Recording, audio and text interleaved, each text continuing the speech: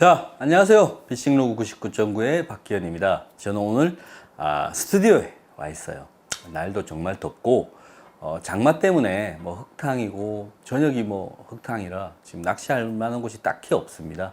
그리고 뭐 수해 입으신 분들도 워낙 많아서 뭐 그분들 앞에서 뭐 낚시하고 있는 것도 좀 그렇고 해서 오늘은 실내에서 멋진 이론을 제가 알려드리려고 딱 이 보드까지 준비해서 왔어요. 오늘 제가 말씀드릴 거는 여러분 요즘 낚시가 잘 되십니까? 잘 안 되시죠. 낚시가 힘든 게 사실입니다. 올해는 정말 따뜻했던 겨울, 정말 추웠던 봄, 그리고 역대급 장마로 인해서 이 낚시 리듬, 그 시즈널 패턴이 완전히 다 붕괴됐어요. 무너져가지고 우리가 그동안 뭐 쉽게 낚시를 했던 그런 게 조금 힘들어진 그런 시기입니다. 그렇기 때문에 지금 이 시기에는 낚시가 안 되는 게 저는 정상이라고 생각을 합니다. 하지만 이제는 입추도 지났고 가을에 들어가는 길목에 있으니 이 저녁인 흙탕물이 어느 정도 다 가라앉으면 잘 먹히는 루어가 나지 않을까라는 생각이 있어서 제가 제 생각에 이 시기 이후로 이 더운 이 폭염 이후로 어떤 루어, 어떤 지역에서 베스가 나올 것인가 라는 제가 추측을 가지고 오늘 여러분께 설명을 드릴 거예요. 일단은 지금 상황에 대해서 한번 알아봅시다. 지금 저녁이 흙탕물이고 서서히 가라앉고 있는 분위기예요. 이 높아진 수위로 육상식물들은 물에 다 잠겨 있죠. 하지만 그게 얼마만큼 빨리 빠지냐에 따라서 아마 많이 바뀔 겁니다. 근데 생각보다 그렇게 빨리 빠지진 않을 거예요. 높았던 수위가 확 내려가지진 않을 거라고요. 그렇기 때문에 이 높았던 수위가 어느 정도 유지가 되면 뭐 다들 잘 아시다시피 오름 수위 찬스죠. 오름 수위에 베스가 많이 붙는 건 사실인데 이게 오래되면 오래될수록 잠겨있는 육상식물이 썩게 되죠. 썩게 되면 제가 봤을 때 지금 이 폭염 8월 중순을 넘어가서 8월 말 그리고 9월 달까지 가면 아마 그 잠겨있는 육상식물은 다 썩을 것이다. 썩게 된다면 물도 혼탁해지고 베스가 거기에 있을 가능성은 좀 낮다라고 생각합니다. 그러면 약간 뒤로 빠지겠죠. 그때 사용하는 아주 효과적인 루어가 무엇일까라고 생각을 해봤어요. 자, 제가 이 화이트보드를 딱 준비해서 현재 상황이 어떤 건지를 제가 알려드리도록 하겠습니다. 자, 보시면 여기가 요렇게 여기 사람입니다. 예, 사람이 서 있는데 여기서 이제 육상식물들이 자라다가 원래는 물이 이까지 있다가 지금 빠졌죠. 그 육상식물들이 지금 잎은 없고 가지만 남은 상태예요. 만약에 이 물이 첫 잠겼을 때는 뭐 탑워터라든지 프로그가 상당히 좋은 선택이 되지만 이 육상식물 가지만 남고 잎은 다 썩은 상태에서 이 가지만 남아있는 상황에서는 이 남아있는 게 생각보다 억세다는 거죠. 그런데 베스는 여기서 이제 다 썩게 되고 가지만 남은 상태라면 베스는 이 안으로 들어옵니다. 예. 이 근처에 고기가 붙어 있어요. 이런 거는 제일 좋은 선택이 스피너베이트입니다. 바로 스피너베이트죠. 스피너베이트의 이 암이 블레이드가 달려있는 이 암이 이런 곳을 치고 나올 때 잘 걸리지 않게끔 해준다는 거죠. 이 블레이드가 직진을 할 때 이 암 때문에 바늘이 잘 걸리지 않는 겁니다. 위드가드 역할을 해주는 거죠. 그렇기 때문에 일단은 물이 약간 안정을 가지고 물이 좀 빠졌을 때 육상식물은 썩어 있고 그래도 물색은 아직 약간의 흙탕빛을 띈다 라고 할 때는 최고의 선택은 바로 스피너베이트입니다. 유사한 걸로 뭐 언더스핀 뭐 같은 것들도 있지만 스피너베이트를 따라올 수는 없어요. 왜냐하면 스피너베이트의 이 블레이드가 가지는 이 진동은 이 사이사이에 숨어 있는 베스들에게 큰 어필을 하기 때문입니다. 그리고 게다가 잘 걸리지도 않고 그렇기 때문에 이런 곳에서 사용할 때는 먼저 스피너베이트를 저는 추천을 드리고 싶어요.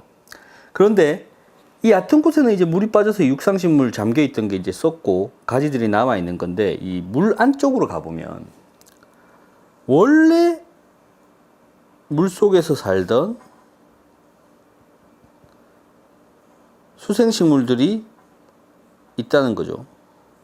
원래 물 속에서 있던 겁니다.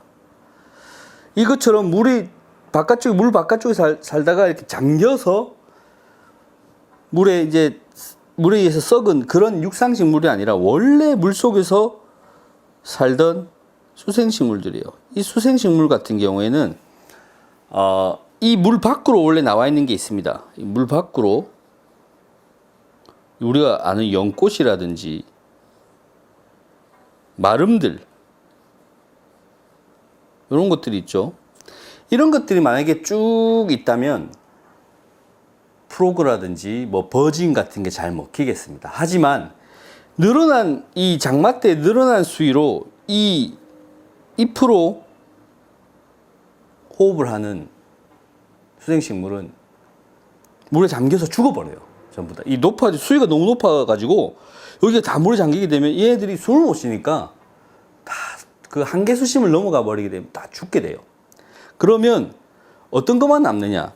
이런 것들은 싹 다 죽어버리고 이렇게 원래 물속에 다 잠겨서 살던 검정말이라든지 뭐 이런 것들만 붕어마름이라든지 이런 것만 살게 돼요. 그러면 마름이 다 없어지고 연꽃이 없어지고 난 곳에서 이런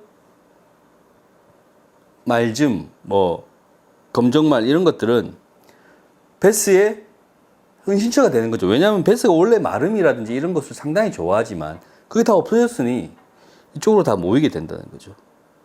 그러면 어떤 게 또 잘 먹히느냐? 바로 채터베이트죠.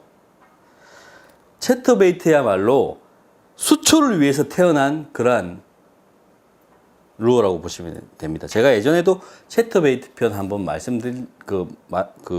찍을 때 말씀드린 적이 있는데 이 채터베이트의 앞부분에 이 블레이드가 달려있죠. 이 블레이드가 물속에서 감으면 이렇게 옵니다.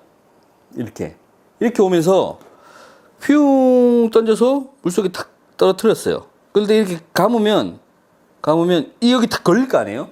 그러나 원래 물속에 살던 수생식물은 몸체가 이런 육상식물들보다 훨씬 더 연약합니다.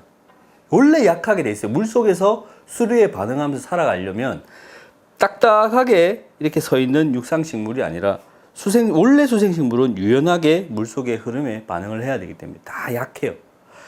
그러면 턱 걸렸을 때 우리가 흔히 밑걸림 빼듯이 이렇게 막 뜯어내면 그냥 뜯겨서 나온다는 거죠.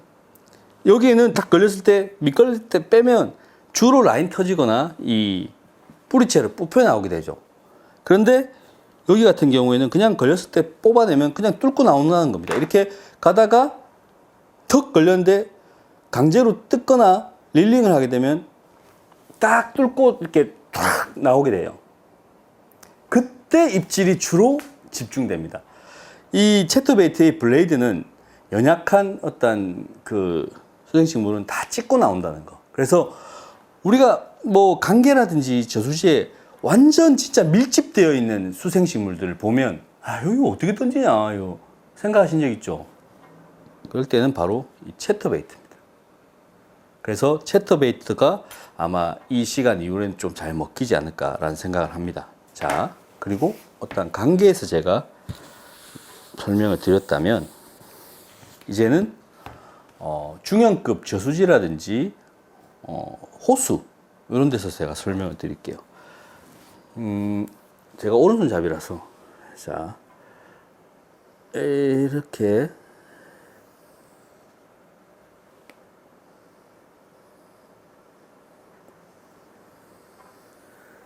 저수지가 있습니다. 여기는 위에 나무가 있고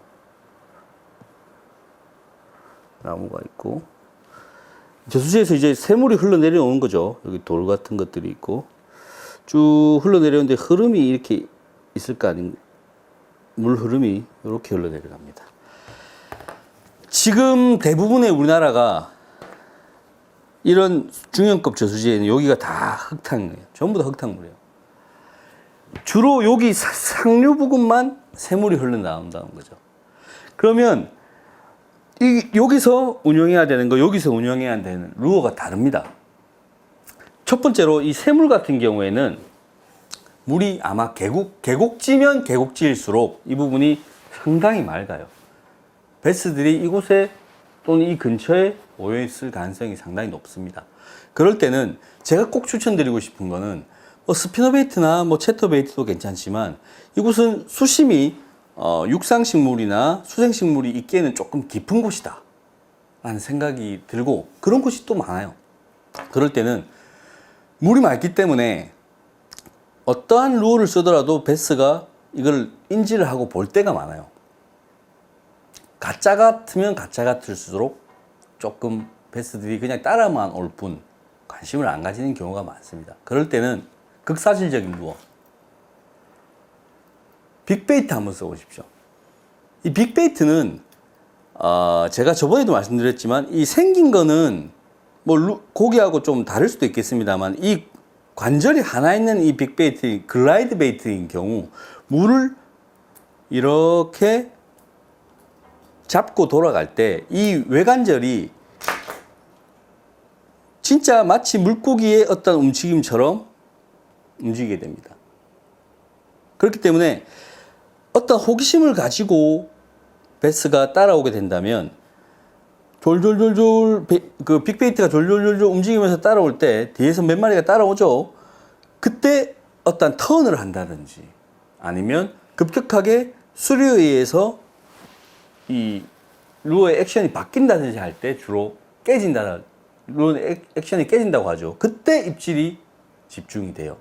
즉 여기서는 맑은 물에서는 극사실적인 어떤 루어, 빅베이트라든지 아니면 정말 물고기하고 비슷하게 생긴 조그만 섀도우웜들 이런 거를 사용하시는 게 좋습니다. 그렇기 때문에 여기서 그러한 사실적이고 피네스한 낚시를 한다면 호수의 중앙쯤으로 들어오게 되면 여기 이제 경계 라인이 있을 거예요. 흙탕과 맑은 물의 경계 라인. 여기서는 물론 새물이 흘러나오는 곳이면 아주 좋은데 그런 곳이 없다면 베스가 없느냐? 아니요, 있어요. 베스가 있는데 반응을 안 할 뿐이죠. 그런 베스들을 불러 올릴 때는 이루어만한 게 없습니다. 크랭크베이트. 크랭크베이트는 흙탕으로 되어 있는 곳에서 베스가 저활성도에 빠졌을 때 그 베스의 주변을 계속 지나가게 해주면 자극을 주면 베스가 반사적으로 물게끔 하는 그러한 루어거든요. 그렇기 때문에 맑은 물에서는 완전 다르게 자극적이고 시끄럽고 화려한 이러한 크랭크베이트 루어를 쓰는 걸 추천합니다. 자, 지금 제가 관계랑 저수지를 나눠서 어떤 루어를 쓰면 좋겠느냐라고 제가 설명을 드렸는데 지금 이 시기에는 뭐 쓸 수도 있습니다만 효과적인 루어가 아닐 거예요. 즉 이 폭염이 지나가고 흙탕이 어느 정도 살짝 가라앉았을 때 제가 말씀드린 이 루어를 가지고 아마 낚시를 하면 괜찮은 조가를 올리지 않을까라는 생각이 듭니다. 지금은 낚시를 할 수가 없어요. 너무 덥고 죽어요 나가면. 그래서 약간 흙탕이 죽고 기온이 잠깐 내려갔을 때 수초가 많은 데서 채터베이트, 그리고 육상식물이 잠겨 있는 곳에서라면 스피너베이트, 흙탕물이 많이 진 곳에서라는 크랭크베이트, 물이 맑은 곳에서는 빅베이트를 한번 써보시기 바랍니다. 제가 볼 땐 제 생각인데 이 네 가지 루어가 키워드가 되지 않을까 생각합니다. 지금 낚시가 상당히 힘든데 조금만 더 휴가 가서 좀 바람도 좀 쐬시고 하고 조금 흙탕이 가라앉고 기온이 내려왔을 때 재미있는 낚시를 한번 해보시기 바랍니다. 이러한 루어를 가지고요.